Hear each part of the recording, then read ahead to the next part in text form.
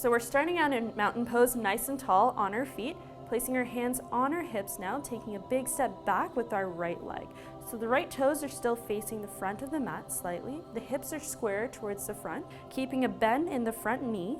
Inhale, reaching those arms up towards the sky. The palms are facing each other.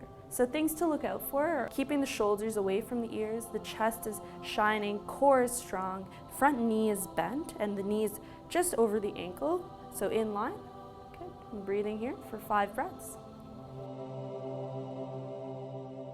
So a modification for Warrior One would be to place a chair underneath to support your front leg, just if you're feeling a little tired or need some extra support.